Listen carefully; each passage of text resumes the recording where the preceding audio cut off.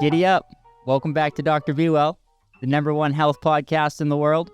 I'm your host, Steve Ivanovsky. So we have Elisa Woollacott on the show today. Elisa spent 12 years as an RN, and she has since transitioned her practice into providing other health and wellness for people through the practice of Reiki, as well as incorporating other healing modalities, into her new business. So the business is Mindful Living, and that's her new coaching and health business. Elisa has a really cool story that she's had. She's a super strong person, a mom of two. So I'm super happy to have you on the show today. So welcome. Thank you. Yeah, of course.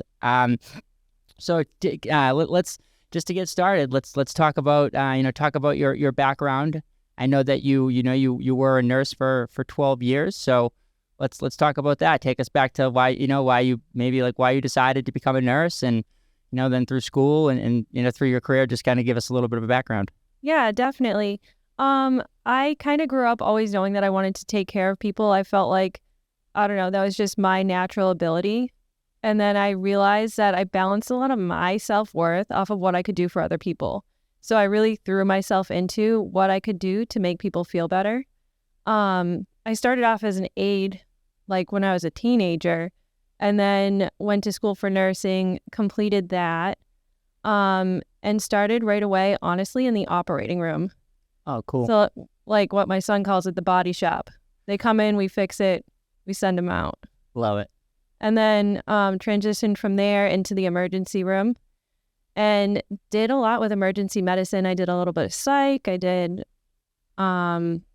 really whatever. Okay. And so now how many were you at one hospital, or were you at a couple different hospitals, or? I've been all over. I've been from Florida. I started out in Connecticut and Massachusetts. Okay, cool. Are you from this area originally, or? I'm from Massachusetts and then went to Florida, and now I'm back. Okay, a fellow masshole. Yes. Yeah, I grew up in Easton. Oh, okay. If you're familiar with that. Yeah, I know where that is. I was in Worcester. Okay, cool. The woo. Yes. Yeah, giddy up. Okay, so then you went down to Florida, and you were practicing nursing down there for a while. Yep. And then you came up here, and you practicing nursing, and so did you like nursing? Yeah, I loved it. I honestly felt like I was making a difference. But the more information you know, it can change your mind on things, and that's what ended up happening with me. For sure, and we'll get into that for sure. But I want to talk about how you at first just you were into being a nurse. You liked it. You loved definitely. I loved it. My favorite part was probably the operating room, because it was really like, you fix something, you feel like you helped someone out, and you could see like the immediate benefit. Yeah, you get the immediate outcome. And then my second favorite part was probably my last job in nursing was a private duty, and that was really hands-on. So you got to see one person transform and see how you're making a difference on their life. And I loved that part of it. Plus you get to know their family. Wow. And all of that. Yeah. So it's like you have a ton of different experience through, all different, sometimes one nurse will be a maternity nurse, for a labor and delivery nurse for her whole career. Mm-hmm. But it doesn't seem like that was the case for you. No, I tried out different areas. Okay, cool. And the operating room, it's like, was it like mostly scheduled surgeries, or were you doing like emergency surgeries, or both, or? Both. I did a lot of vascular and endovascular procedures, but depending on your shift, like you could be floated wherever. Some people had certain specialties, so if they just did ortho, like bones, they'd just do that. But also there, I kind of floated around doing whatever came in the door. So sometimes, yeah, there would be traumas crashing through. And one of the hospitals I worked at had a trauma elevator that would come right up to the operating room. Oh, wow. Yeah, so you could see the helicopters land, see them roll out, and come right up. Wow. Yeah. That's amazing, and I probably have, somebody like you to thank that helped save my life at one point, because I was in one of those helicopters. Oh, wow. Yeah, so I been, 2012, I think, maybe. 2012. July 8th, July 5th of 2012.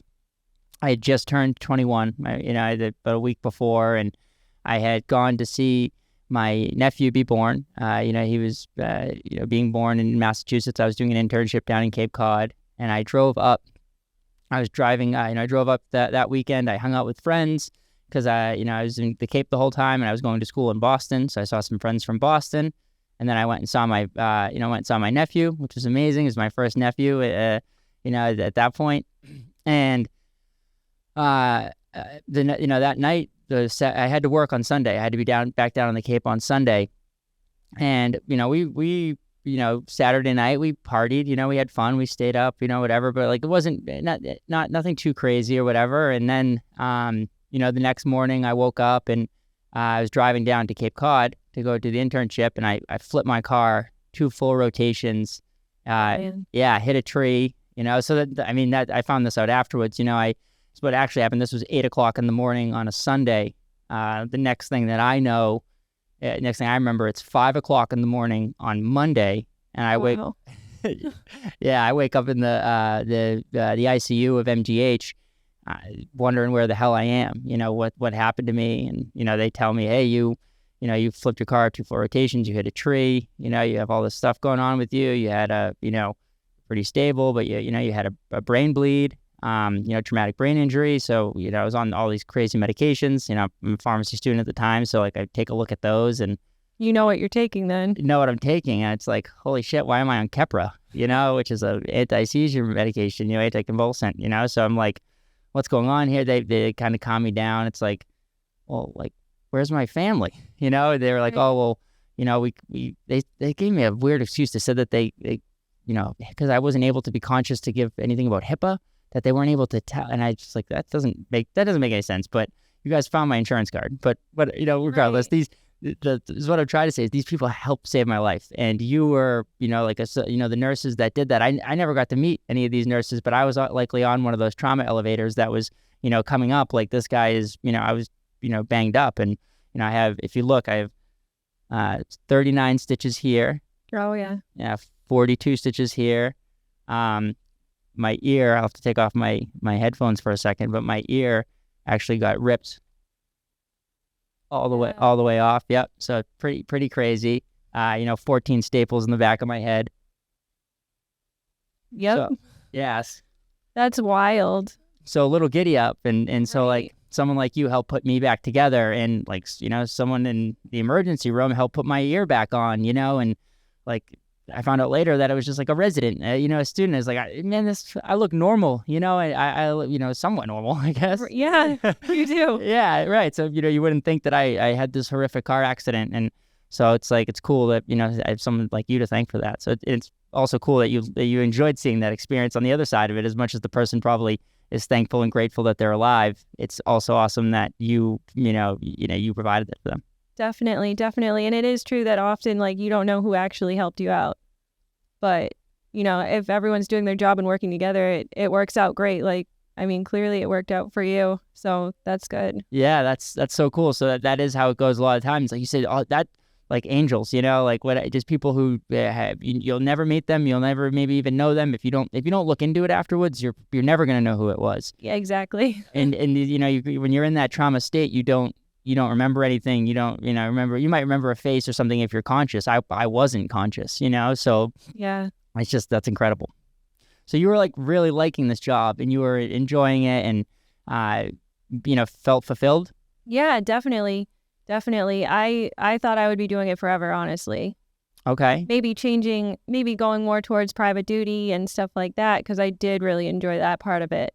But yeah, I was comfortable with it and satisfied with it, for sure. Okay, cool. And now, so you were, so you're comfortable, satisfied with it, and now I know one thing that, the pandemic started, and then that was, pretty crazy for nurses, because they were putting themselves at risk. This was something that we didn't know much about. We were, we were super scared about it. But people still needed to be taken care of. There's still sick, people who were getting really sick were in the hospitals, and these people needed to take care of, and these people were, they had an active infection. And so it's like, we don't know anything about particulates, about anything, but hey, throw on a mask and get in there and gown up and giddy up and get in there, right? Yep. And so you guys were doing that, and you had exposure to that at first during the early stages of the pandemic. Oh, definitely. Yeah, for sure. It was wild at first because everyone was so filled with fear over this unknown virus that just seemed to be taking over everything.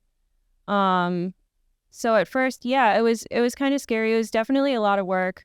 The protocols were intense. Definitely, like, literally putting on, like, whatever you had, for gowns, masks, double masking, gloves, shield, all of it. Yeah, and you didn't really, like, you didn't know, I'm a pharmacist. I'm trained how to look at studies and how to take things in, but I was, very scared. I said, this is something that's new and we don't know what's going on. And bodies were, at least at first, bodies were dropping, people were dying, so it was like to see that was, must have been pretty wild. Yeah, definitely. Scary. It was. Yeah. Right. And it's like to not really know that, like, hey, this, you guys were and you were still facing it because you still had to do your job. Yep. Right. And so what was the water cooler talk? What were the nurses, what were you guys talking about, at that time? What did you think of it? Did you just, my opinion, or what I would think is that, nurses, they're just these, badass people who are just like, okay, giddy up. This is what I got to do. Let's get it done. It's for the patients. Yeah. It really varied, depending on who you talk to. My thoughts were kind of like the opposite end, but, a lot of people are concerned, like, you don't want to bring it home to your family, so you change your scrubs, or they'd be like, I really don't want to have that patient. Can I switch with you? Or I've had so many COVID patients, like, is there, what can we do about it? Or there's just different talk like that, changing your scrubs, complaining about gowning up, Yeah, well, and too, like, I definitely understand the nervousness of, like, bringing it home to your kids, like, and that's not something you were ignorant to. You have 2 children yourself. Yeah, that was definitely on my mind, especially in the beginning. That was a major concern for me. But once I, really just thought about it, like, a virus is a virus. So wash your hands, don't touch your face. Basics. As long as you keep to the basics, you should be okay. And that's what I tried to stick to, at least tell myself that, I could be as cautious as I could, but sometimes, you will bring it home. Yeah, and it's like, the basics is something that I really thought of too. It just makes sense. This was a virus that we passed to each other, and there are don't get me wrong, there are different types of viruses transmit in different ways. Some can be through blood, some can be through saliva, some can be airborne, and we didn't know everything at first. We were figuring that out, and we did start to figure that stuff out pretty quickly. But, like, bringing it home to your family, and like, if you actually thought about it and you said, okay, this is a virus, as long as I can, I wash my hands, I try to protect myself. Sometimes the simplest stuff is what is the answer. Yeah, I would leave my shoes at the door, like, change my shoes before I'd walk into, because we just had a small apartment at the time, so the 3 of us were kind of like all crowded in, and I definitely didn't want to take that chance at first. So I'd leave my shoes outside, I'd change my scrubs, do what I thought was right. Right. And then, like, we found out soon, like, that was kind of bogus. You didn't need to do that. Yeah. Right. And so then you just keep kind of going about it, and, kept doing your job and, figuring it out. And you said you kind of had a different opinion. So did your opinion kind of start to change once you figured that out? Like, did you get COVID? No. Okay, have you gotten it at all? No. Oh, so you haven't gotten it at all? Okay. No, but I'm also not readily going to go get tested. Right. But have you felt sick? Have you had any times where you lost your taste or your smell? No, thankfully. Okay. I haven't. Because I did have the COVID. I had it twice, and the first time I had it, I lost my taste and my smell, and I and I learned that, it was probably, I got, wiped out for a day or two. I was really sleepy, and definitely thought, like, if I was an unhealthier person, or if I had some comorbidities going on, or, some other disease states maybe, then this might be a little dangerous for me, for sure. I could definitely see that. But my immune system kind of kicked in pretty quickly and took care of it. And then the second time I got it, it was definitely a lot more mild. And the only bad thing about it was night sweats, these wild night sweats that I had. Yeah, I've heard about that. Yeah, so I'd wake up and I'd be drenched. But I wasn't like, I almost, I don't think I would have even known if it wasn't for maybe the night sweats or, I did test, because I was kind of what my belief was, like of just testing and understanding if I'm active, because that's the whole thing, right? We know viruses, and it's like, that's how I thought the best way would be to protect people would be like, okay, if I know I'm actively infected, then I'm going to stay home and I'm not going to go out and try to infect other people. And that I thought was the best measure. And that is if testing was really good, which it wasn't. The at-home tests were maybe 50%. So 50% accurate. So so that's okay. So then it's things are changing at the hospital, and you've been dealing with these patients for like a year now, COVID or so, and yeah, things changed. And, things started to get more slack around the hospital because it wasn't as big of a threat. It wasn't as scary as it initially seemed to be. Right. But there were still protocols. So we still had to test every single patient in the hospital, and especially if we were going to be transferring them. Like, it was still required and things like that. It was required to ask if they're vaccinated. But otherwise, things pretty much quieted down towards the end, for sure. Okay. And so, and people, the water cooler talk, when people weren't as stressed. It was just whatever. Is that another COVID patient? Right. Okay. Yeah. Another COVID patient. Yeah. Okay. Now, at this point, I know that, at least in our area up here in the Northeast, a lot of hospitals started to, a lot of businesses in general, but a lot of hospitals, specifically started to, mandate. You said you were at a point where you were asking patients if they were vaccinated or not. Yeah. So there came a time where hospitals started to mandate this, for their employees. Yeah. And I think that the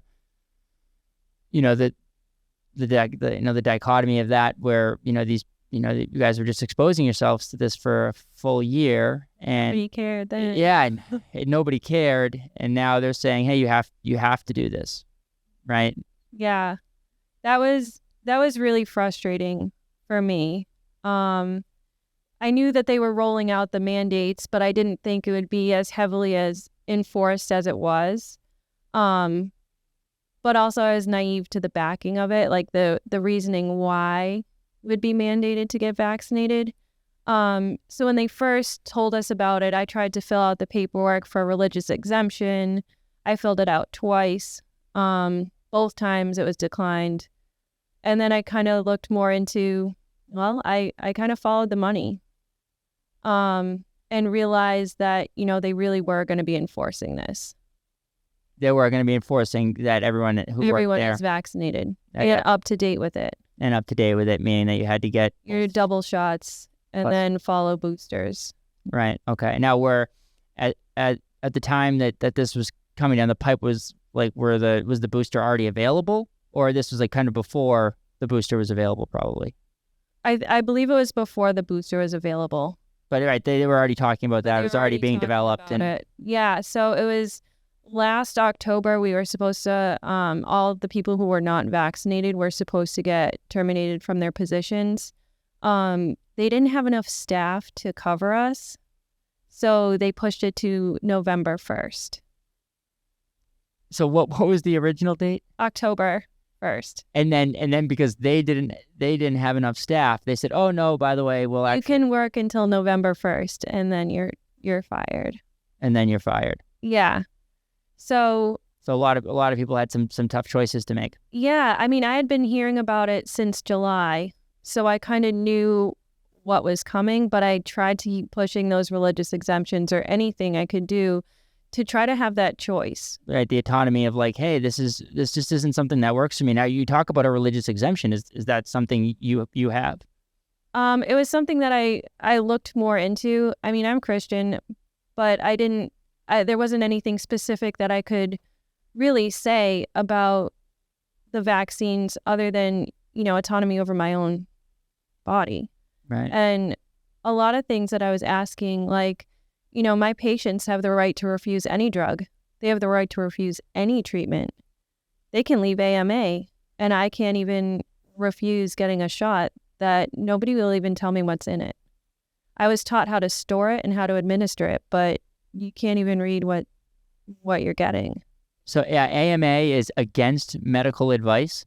Yes. So yeah, right. That's what that is. Yeah. So anytime anybody, a patient can leave the hospital anytime they want, and they can. It's they'll say it's AMA against medical advice, and you shouldn't do this, but they have the autonomy to do it if they want.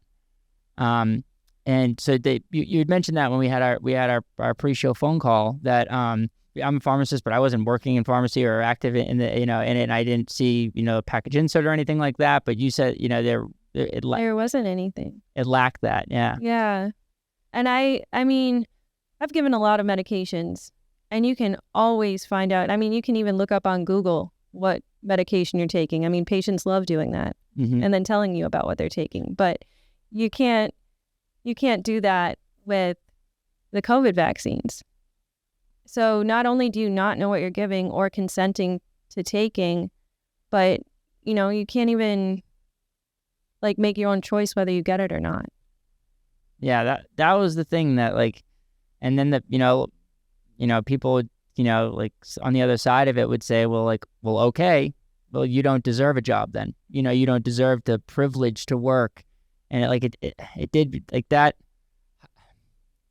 Saying that to a nurse who literally spent 18 months fighting this, potentially bringing it home to her 6 and 8-year-old kids.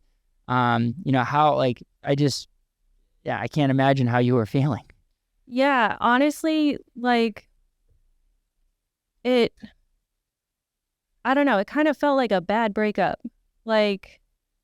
If you had been with someone for so long and then you found out that they never actually had your back to begin with, it was kind of like that. Yeah. So this was like a 12-year relationship to a big letdown. Yeah. But I knew it was coming, so I had time to prepare. So I had time to figure out what I was going to do and how I could still make a difference, not working in a hospital. Wow. And so you're already starting to think hey, this is, like I said, ladies and gentlemen, this is a lady who wanted to be a nurse forever. It was what she loved. It was part of her existence. And then they told her she couldn't do it. Most people would crawl up into a ball and say, that would be it. But no, she's already starting to think about how she could use different skills, learn different skills, use the skills that she'd already, she's been using for 12 years and been growing on, and push that forward to start helping people again. Yeah. Oh, that's really cool. Yeah, definitely. I mean, I think it's a good change. And now, the more information I know, the more I feel like I can actually better help people and give them the chance to learn how to heal their own bodies instead of being told what to take or told what to do. And learn how to take care of themselves. Yeah. So you're grateful for this as hard as it must have been, because let's not jump ahead too much too here. Ladies and gentlemen, what are we talking about here? November 1st came and what did you stuck to your guns and you thought you did what you believed. Yeah. My last shift at the hospital was that November 1st. And I knew that's it. I will not be driving back there. So yeah, I tried to pick up the one last nursing job was a private duty, and it was a family who hired me off of an anti-vax site. Oh, really? And I did that. And now the thing is, so I'm anti-vax, it's some vaccines are good, and something they can be good. I think we've been studying this stuff for, it's just the way that COVID, it was quick, and it was, the way that it was mandated upon everybody. I think that was the problem, the issue that everybody had. Yeah. Is that what your stance is? Yeah, I'm not by any means anti-vax. I'm kind of pro-choice on that. Like, I think you should have the choice whether you want to get vaccinated or not. Yes. I think it does take a lot of time to develop vaccines, from what I understand. So I just think everybody gets a choice. I think you should have a choice what you put in your body, what you put in your kids' bodies. Yeah, well, that's Definitely. the other thing is like, and we can, we'll definitely talk about it later, but the kids' bodies too. Like that was now you're not just making this decision for you, but now you're making it for, your two loved ones. And if you feel a certain way about it, and somebody who's been a nurse, been administering these medications and seeing, patterns, that things that have safely been administrating, and then, this one you're not really sure about, not having to subject your children to that, like that's lunacy. Yeah. Yeah. So you stuck to your guns, and then now tell me what did what did the nurses say to you on your last shift? Like what your colleagues who you had been working with, how did they feel about this? Did they, were some of them judging you or no? No, a lot of the people that I worked with respected my decision a lot. They wish things were different. They wish the policies were different.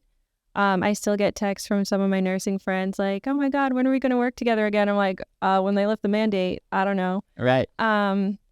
But it did make it really hard to make that choice because most people, because of the immense pressure of the hospitals, were giving in and getting vaccinated, even when they didn't want to. Because it's a lot to lose your career. It was hard for me to make that decision knowing that I'm supporting 2 kids. What am I going to do without a career? Yeah. Where do I start? Do you now? Earlier you said in the conversation, I don't want to make any assumptions, but you said the 3 of us, and does that mean it's just you? Me and the 2 kids, yeah. I have an ex-husband. What? Yeah. Okay. Giddy up. That's even I'm even more impressed. Because that's just absolutely incredible. That yeah. So I'm losing it a little bit here and getting a little emotional, but like this is like incredible, ladies and gentlemen, that this person was able to something that they truly believed in and that they believed in for their children, and that they had to make. That's the most difficult choice in the world. This is that's food on the table. Yeah, exactly. That's rent. That's rent. That's food on the table. That's electricity. That's and I just had my first son. So it's like I'm those decisions are at the forefront of my mind, and the your strength through this is it's incredible, and I'm so glad that you've let me be the person to tell the story. Thank you. Yeah, giddy up. So yeah, but just so tell me about. So the nurses were were being respectful, and were being still being supportive, and a lot of my coworkers were. Yeah. It was something also that you just couldn't really talk about. Yeah, with anybody, right? Really. No, it was like a personal choice, but the hospital was mandating what they were mandating. So you were kind of like the black sheep of the family if you weren't vaccinated. So there was a couple of us that weren't, but most people gave in. So most people gave in, and so there was a few other colleagues that followed you out the door. Yeah. Yeah. And are you staying in touch with them as well? One of them I am, yeah. And she's doing okay? Yes. Yeah, Okay. She's doing well. Okay. Doing well. Being well. Yeah, definitely. And she doesn't regret her choice, and neither do I. Okay. That's amazing. So you were planning for this, and you had this choice, and I think you're being validated, by the way, a little bit. I think that probably feels good, the choices that you make, some of the new data that's coming out, and some of the stuff that we're seeing, and opinions are starting to shift a little bit. So are you feeling a little more validated, recently, or is it still just hard, head down, trying to just figure this out and take care of the kids? No, it's definitely getting better, and we're at a comfortable spot now, thankfully. At first, it was difficult, trying to work. Like at one point in November, I was doing 3 jobs, so that was kind of crazy. But things have definitely settled down, and now that the information is coming out, it's kind of like a relief, and now the public actually gets to know like what's going on, and they can make their own opinions. They can ask their own questions and start gathering information for themselves. So they're not just, in the dark about getting a vaccine and what did it actually do and is it going to help? Is it not going to help? Right. Having autonomy to make the decisions for themselves. Exactly. Because I think that, the vaccine could have been good for, it might have been good for some people who were, in a certain immunocompromised states. And it just wasn't something that should have been mandated for everybody. Yeah. And it's like the flu shot. It helps some people, other people don't need it. Yeah, and that's like we know that medicine is never that way. It's never a one size fits all. It's literally the exact opposite of that. It's such an individualized thing. And like in pharmacy school, like when we talked about like it's going to be the best, it will be the best care. We'll live in, it will be, utopia when we get to the point where we have such individualized medicine that you can look at a person's, DNA and genome and then treat them that way. And instead, in a short time, I graduated pharmacy school in 2015, and in 6 years, we were going backwards to the point where it's no, one size fits all for everybody. Yeah. And I get it too, because like it was scary, right? It was scary at first, and it's hard to make change. And then, people were, it got politicized like crazy, and like science should never get politicized like that. And, Right. it should never have gone to that. People were being, there was just so much censorship, from, did you feel any of that? Like, was anybody, you said you were getting, it sucked because the hospital, the other person in the relationship, wasn't doing their part, that you guys had that long-standing 12-year relationship with and whatever. But then, was there anybody who was giving you a tough time about it and making you feel like, negative feelings about not, not getting the vaccine? I mean, there were some people, or you'd get a look, but I mean, even with my kids, like pediatricians, but honestly, like the pediatricians wanted you for the kids to get the vaccine. Yeah. Right. Yeah. But honestly, I'm really lucky. The fact that I do have, my adopted mom, my mom is in Florida, and she supports my decisions, and she is all about like finding out the truth, figuring it out. So she was supportive of that, and like that's my immediate family, and so it's good to have that backing, to know like that at least I'm supported in some way when all of society is like, you should get the shot. Like, yeah, it's amazing to have that, because a lot of people, didn't have that. A lot of people who wanted to make the same choices that you were making, they had no support. They had no decision. They had no one to turn to. They only had people telling them that they were a monster and that they were making people sick and that they were potentially affecting people that they loved. Yeah. I don't think it was very fair to those people. Not at all. But that's why so many people, I feel like, gave in to getting it. And like my mom said, like, trust your gut, follow that. You like do what you think is right. And if you think not getting the vaccine and losing your career over it is the right thing to do, then by all means. Just strength, just so much strength in that. And like the strength in your two relationship is like, that's what we need. We need mothers teaching their daughters to be that strong with any decision, even if the decision had been the other way, whatever. It's like, this just seems like a person who's just going to support you no matter what. And that's why you're doing it. You have your two kids here, and you guys, it's February, and so this was 2021 or 2022 when November 1st. 2021. Right. So we're a year and a month. Yeah. My last nursing job ended January 15th because I had picked up the private duty. Okay. Yep. Because I knew I was getting terminated from the hospital. Okay. So that started in October because I thought I was losing my job in October. Right. But I wasn't. Helped you in that kind of helped you transition. And also while doing that, honestly, I picked up a job right down the street from here, at Savers. Okay. To try to get benefits. for myself and my kids. So I started that in October as well. That badass. Like, hey, I'm gonna make this decision, and if that means I gotta go work at Savers because I gotta go work at Savers so I can get my kids benefits. Yeah. While I'm figuring out my my coaching and getting this going. Like, yeah, I didn't know it. Like, I've never met you before, and I knew this story, just from someone who had told me, and I thought that would be a cool story to tell on the show. But you're incredible. Your strength. Thank you. Yeah, seriously.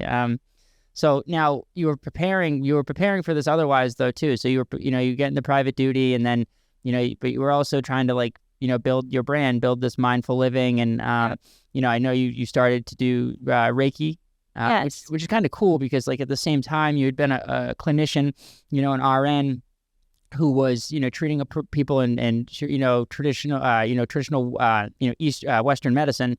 And then you get into this place where you're saying like, oh no, I want to make this decision, this autonomous decision for myself and my health. And then you made that, and then you went into Reiki, which is, kind of that, that is the practice. It's, you're, helping pull negative energy from people, and you're gonna help, explain it a little bit better than I can. And you did it in such a, beautiful way on our phone call. So that just tell me a little bit about how you were positioning yourself with, with mindful living and learning Reiki and to, just be able to support you and your family. Yeah. So the Reiki actually started with my private duty patient. I felt like I couldn't help her enough. And I just wanted to bring some peace to her. And Reiki is really like, you'll hear it called like a life force energy. The key part is the energy part. But pretty much it's not negative or positive. It's just shifting energy. And it's moving blockages and things like that, using your energy to help someone else bring their own energy up and heal themselves. So you're really just like sweeping their sidewalk so they can keep it clean. Yeah, that's really cool. And like, I think that's what the ultimate health is, what you can do is to show people, so that they can do it on their own. And definitely, that's what the practice is showing people how to move their own energy and how to use their own energy efficiently within their own bodies. Yeah, definitely. And so what I do is like I'll clear out their energy. I'll just move my hands from head to toe a couple times. Feel like you can feel and you can see blockages of energy sometimes, but you can definitely feel it. And then go from there to figure out, where they're holding a lot of their stress, where they might have blockages, where they might have illnesses, and really focus on trying to move that energy. Yeah, it's really cool, and it's something that I just because I'm a yoga guy but I've never actually done it. I've heard about it a ton, and I've people have told me and tried to get me to come and try it, and it's something that I've been super interested in. I would love to like do it with you.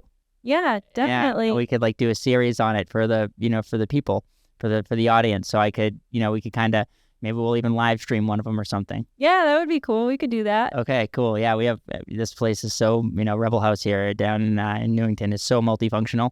So we have all the creative space that we could we'd be able to do that in a heartbeat. That'd be really cool.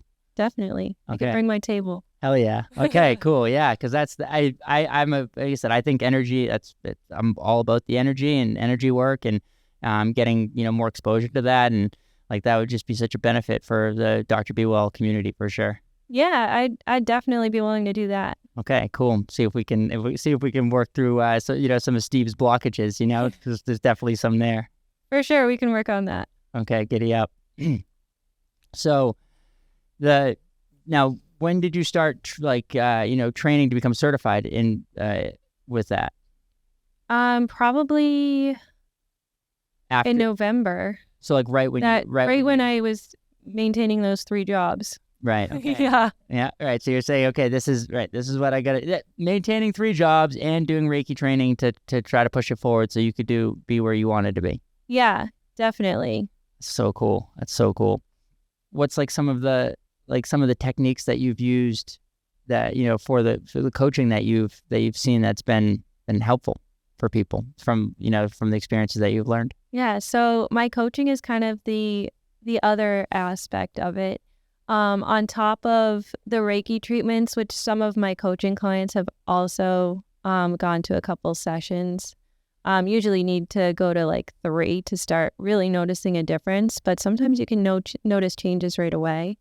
But for the coaching, I'm focusing primarily on lifestyle changes, some diet changes, depending on what they're coming to me for. I do like a 90-day weight loss, and I do a 30-day like kickstart weight loss. On top of that, like I pretty much help people wherever they're at. Cool. You got to that's kind of the giddy up, is you got to meet people where they're at. Exactly. So if someone's coming to you and they're already eating a full vegan diet, they're exercising 5 times a week and they're still having difficulties, there's different things that you need to look into that can change how their body is reacting. Like one of my clients that I'm seeing now, she's really healthy. She is post-cancer though, and trying to try to lose weight. Her diet is not the problem. She probably eats healthier than I do. But I have to teach her how to kick her body into a rest and digest state. So that's something that most of us don't even think about when we're eating. Like sometimes when you're just on the go, you grab something quick, you're on the run, or you're in your office and you're just eating really quick. Like nobody really takes the time to think like your body needs to rest in order to digest what you're eating. Otherwise, you're going to hold on to it. You could be eating a salad and still put on weight.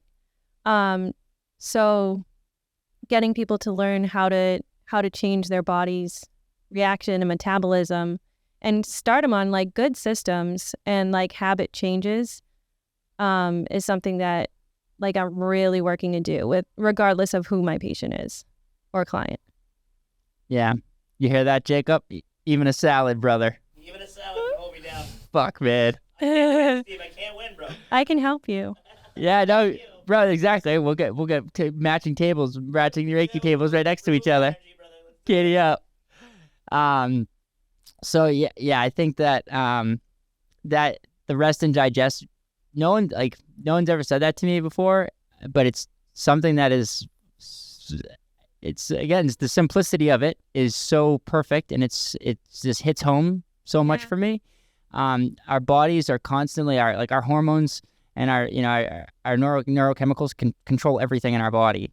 And so like when you're spiking adrenaline and you're spiking cortisol because you're go like me all the time, and I'm not taking the time to to think about the meal that I'm eating, or appreciating the food, and I have been doing that for the past couple of years. But when I hadn't, and I was doing this without even thinking it, like you said, and that's why I've been, another reason why I've probably been getting healthier and benefiting is because I've been, being, anytime that you can bring yourself present is going to be helpful for you. Oh, I agree.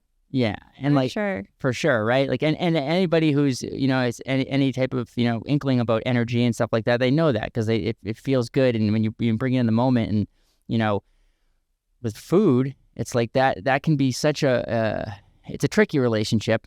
Because, like you said, the sugar is, if the unhealthy processed sugar, it's designed for us to lose that game. So big time. So we gotta lose. We gotta be twice as vigilant, and attacking the processes of one, eating, making sure we're eating the healthy food, but now as well making sure that we're taking the time to tell ourselves, maybe say, and maybe that's why people used to say prayers and stuff, and slow it down a bit, appreciate what you have. Yeah. Maybe that's, I'm just thinking that off the cuff right now, but like, maybe that's why people would say prayers before dinner, is like, cause it's a good story to get yourself into a place where you're like, oh, now I'm here and I'm appreciating this food that I'm eating. I'm appreciating that it's giving me nourishment. And you probably, if you have that relationship, you're probably not going to reach for the shittier food, because in the long term, or even in the near short term, the shitty food's going to make you feel worse. Right. Yeah. Yep. Yeah. So a lot of people are constantly, the fight or flight. It's their sympathetic nervous system. So they're constantly on the go, like you were saying you were. And sometimes you don't even realize it. Like if your brain is going, your body thinks you're going. So a lot of times you might not actively be moving, but if your body thinks you're running, there's no way you're going to like rest and digest whatever you're eating. So it's really like the key part is just, it's not really tricking, but training your mind to slow down. Yeah, and I think it's like it's even true for, for people who are always on the go, who have fast metabolisms. It's like, no, it's actually just because, you probably are having, terrible bowel movements constantly, that's not, not solid or well formed, because it's just moving through you so quickly because you're not taking any time to get any of the nutrients from that food. Yeah. So, it probably goes both ways with like gaining weight and with people who can't keep the weight on. Yeah, definitely. I think it's the nervous system to me is like it's something that we've obviously been studying for like a long time. We know a lot about it. There's drugs that treat it, there's, warfare, chemical warfare that is, very adept at knowing exactly about what our nervous system and what shuts us down. But like from like a consciousness standpoint and like, knowing that like our nervous system is what controls everything because we just want to survive. And we want to do things that make us feel good. And sometimes that's what survival is. It's okay. I need to eat sustenance or I need to feel good. So like the relationship with food is, one of those things. Like most people aren't eating when they're hungry. I shouldn't say most people. That most people in a developed world. Because like most people in a developed world where you're never lacking for food. We don't eat when we're hungry. We eat when we're bored, when we're sad. When we're depressed. When anything else. Whenever you just feel like it. Right. Whenever you feel like it. Right. And training your brain to not do that is so important. Yeah. People talk about like fasting, like that's why fasting is, probably has a ton of benefit, is because of that, right? Is because you're not, you're training your brain to do other things, to go into rest and digest. And now, okay, I only eat for this period of time. And then your brain, if you do this for a couple of weeks, it learns the pattern and says, okay, I only need to be, worried about digesting food during this 2-hour period. And that's it. Yeah. Yeah. It definitely works for a lot of people. That's for sure. And what I'm training people, or what people are asking me about, is like, what happens if I eat my meal and I'm relaxed and then I go right back to work? And it's like, well, how long did you take? Oh, 10 minutes. And it's like 10 minutes for a whole meal?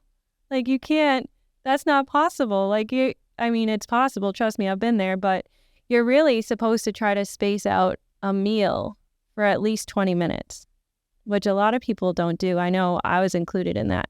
I'd say like the majority of us don't do that. I know, right? If you are sitting down for any meal, whether it's breakfast or dinner or even lunch, you should try to take at least 20 minutes to complete that meal. So ideally, 20 minutes is key. It's just like, it's just, our bodies, it's so, like we process things so quickly through our mind. And it's like, it's actually getting the food. And like, if you take a bite and you enjoy the bite, so like the reason, satiety, we'd be, feel full a lot more. We probably wouldn't consume as much. And then, Exactly. Weight wouldn't be as much of a problem. And then people would be healthier. Because like, weight does lead to a ton of, comorbidities. Definitely. And on top of like spacing a meal to make the whole meal last 20 minutes, I'm also trying to recommend stopping when you're around 80% full. So you don't want to eat until you're like, oh my gosh, I need a nap.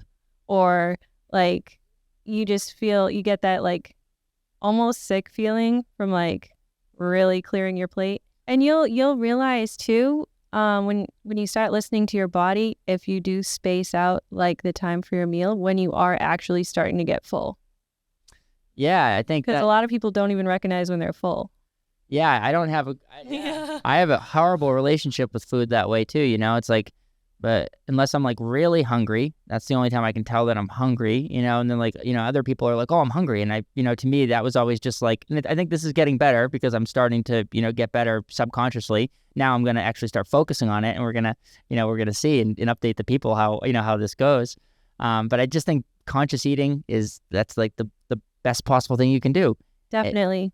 Yeah, it makes it so like because I said I'll stuff food in my face and just not even think about it, and then and then always like my partner gets pissed at me, okay, because I eat a ton of food, I eat all this bullshit food for whatever because I was stressed about something, and then immediately afterwards I'm like, I can't believe I just did that. Are you serious, Steve? Like I'm so mad. I feel the sickness in my stomach. I'm angry about it. I'm upset, and it's like, why can't I?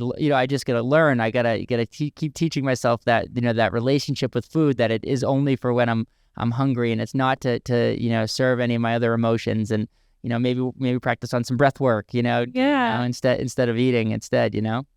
Definitely. Or drink water and then reassess.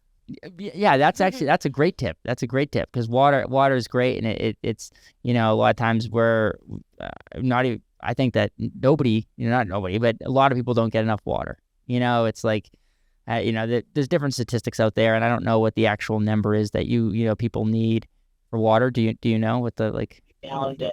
a gallon a day? It varies per weight.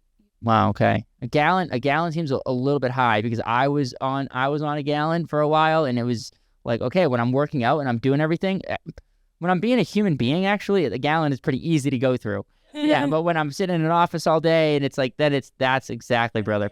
Okay, so has it been going good? Like are you feeling fulfilled like you were through the nursing, and you're happy with these decisions that you've been making? And yeah, I definitely don't have any regrets. I mean, it takes a while to start a business, and it's a whole process that I really knew nothing about because I had a safe career working in hospitals.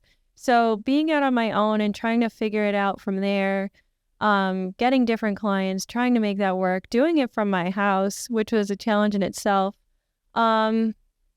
It's definitely worth it, but it's definitely a process. So we're getting there, but it's definitely a comfortable point right now where I know I made the right decision and I can actively see myself making a difference in other people's lives. And that's what I'm doing it for. yeah, that's why you accepted the invitation to come on the show. Yeah. It's just amazing that you were able to in real time, buck that tradition buck whatever was being thrown at you. You said, okay, this is what everyone else is doing. Most of my colleagues are doing this. But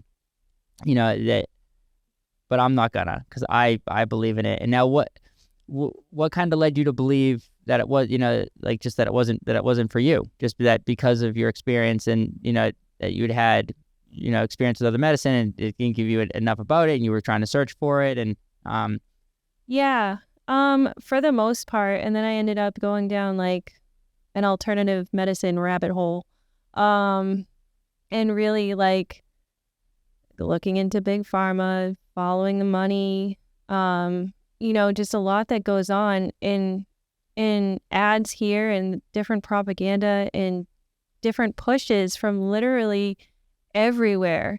And it's all about medication. It's all money based. And I really it didn't really sit right with me anymore. The more information I got, the more I felt like I would be doing a disservice to continue to put people on medications to become lifelong customers instead of teaching them different tools to try to better themselves.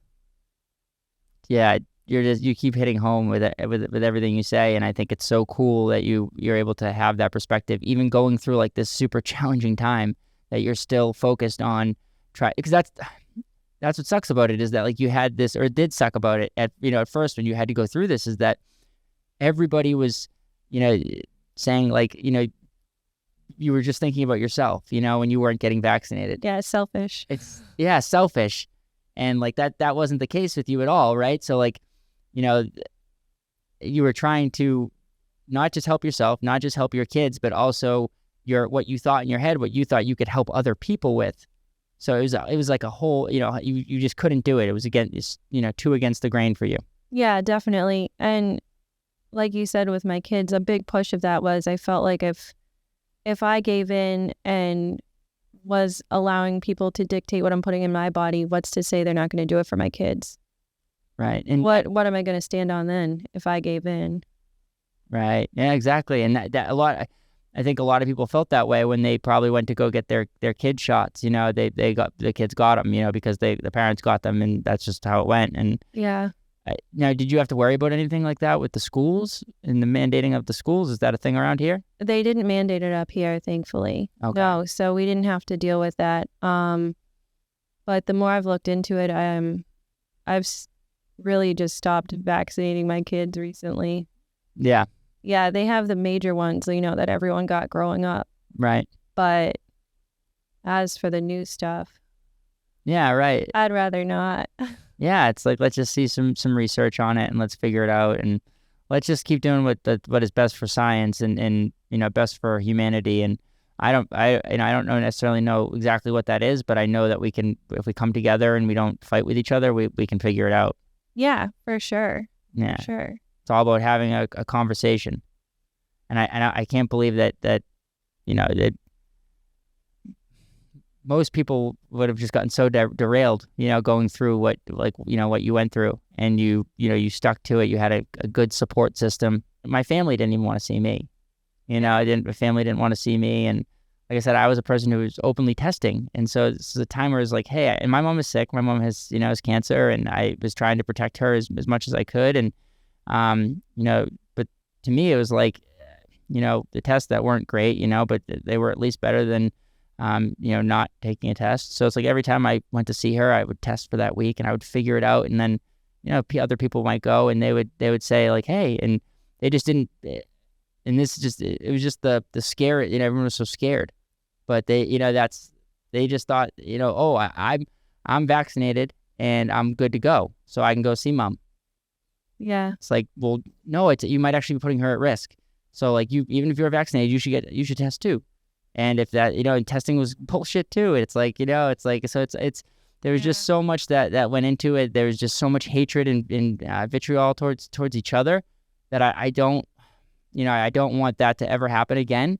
And like, that's why I'll openly talk about this stuff on the show. And I want to have people like you on the show, is because like, this probably will happen again, guys. Like, we probably will go through something like this in our lives again. And like, the answer is that we come together and we do what's best for everybody. And we don't try to just, shove a one size fits all method down everyone's throats. And, we do it together. Yeah. And there's never really a quick fix for anything. So if someone is telling you there's a quick fix to stopping, you know, a virus like this, viruses have to take their course. It's part of, like you said, science, nature. It's been going on for a millennium. Yeah. Right. Forever. It needs to take its course. It needs to go. Yep. And it's like, I wish people could just, see, could continue back then. I wish that they could have saw that was like how, that was the science, guys. That's what it was. We should just look at what we've been looking at forever. But everyone was scared. And, I definitely understand that. And I just hope that like people are scared. If you're still scared, like it's okay. Don't be, like, let's help out. Let's have conversations. Let's help you guys not be as scared about it. And let's figure out the best way to protect everybody. Yeah. And the more you know, the less scared you'll be, and the less chances that you're apt to make a quick decision on something that you think is right that may not really be for you. So I think the more you know is really key. Yeah. Exactly. The more you know. Scared. Yeah. That was literally my whole thing. It was just like, I wanted to know a little bit more. I didn't want to be the first guy.